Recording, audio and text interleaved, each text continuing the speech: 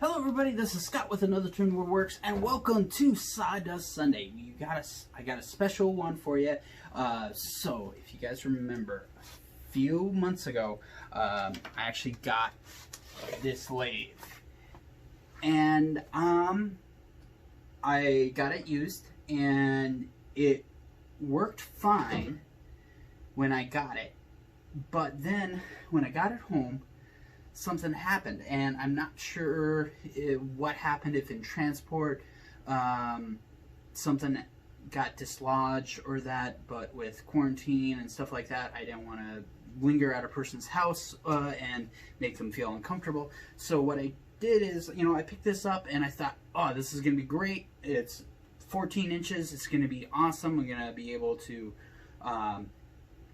turn right away and do a whole bunch of stuff.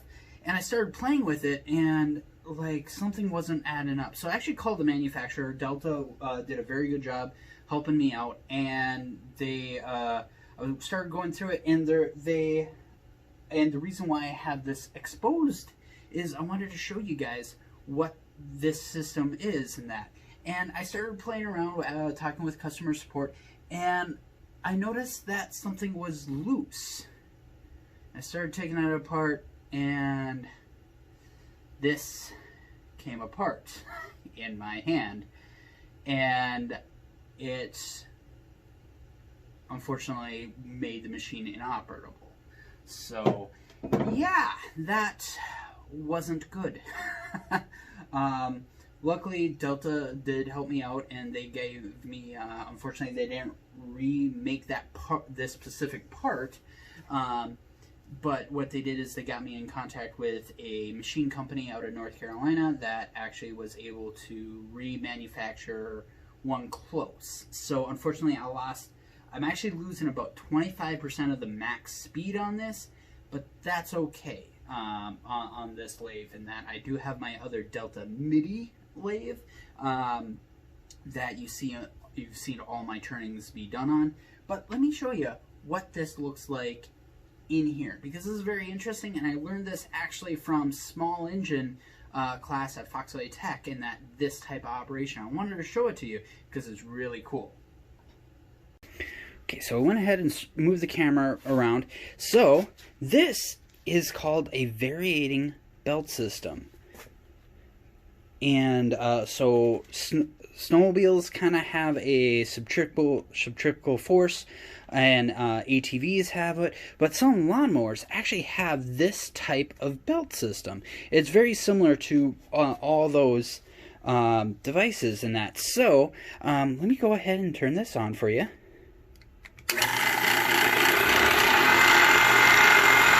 Okay, and watch how I slow it down.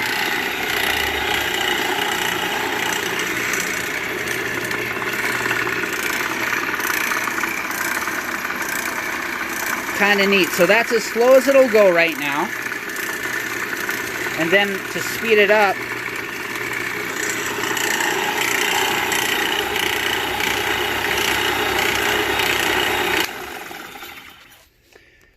so see how that belt changes. It's really cool how that works. So the slower it'll go, it'll get tight on this one and expand on this one, and then as the speed increases, it'll turn here and then or get smaller here and expand here. So it's really cool, very simple technology, and today you guys get to see me turn on my new 14-inch lathe.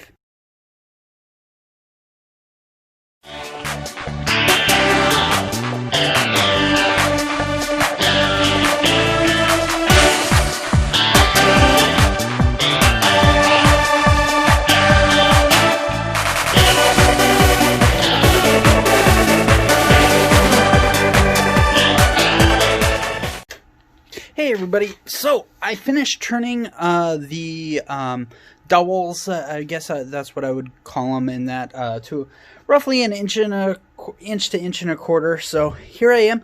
I went ahead and cut them about 5/16 to a quarter inch on the bandsaw, and then I used the oscillated sander to clean them up a bit, because now what we're going to do is these pieces are going to be part of a backgammon table. And if you guys remember, seen pictures, I made a chessboard a few weeks ago, and I remembered in elementary school playing, it was like, 5 games in one, and one was a backgammon table, one was a chessboard and a checkerboard, and I remember the backgammon pieces had a crown on the back. So I'm actually going to, for the customer, I'm actually going to be engraving a crown on the back of these, so that way they can play checkers, so they'll get actually 3 games in one. So this is going to be fun, and I can't wait to show you how to do that. So I'm going to turn the camera around and get some programming done, and we'll get the K40 up and running.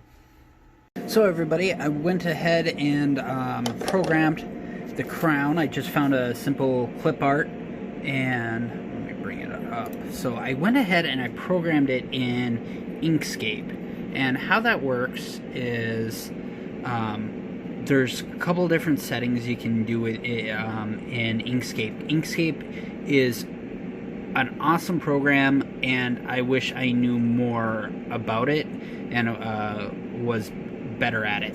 So what I did is I wanted this to kind of draw the crown instead of raster engrave, which is kind of like how a printer goes back and forth over it.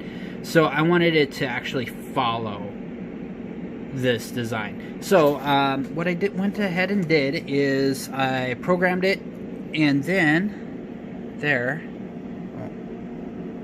is the outcome in that. It's actually a little bit better. The camera's not focusing on it as well, but just a little bit of touch sanding will get that. There's a little bit. So like I could turn down the power just a little bit so it doesn't burn, and also I can turn on the air assist. So next I'm going to show you kind of how it looks with lasering it. So I'm going to do one more sample, and then I will get going on these and let you guys have a good rest of your day.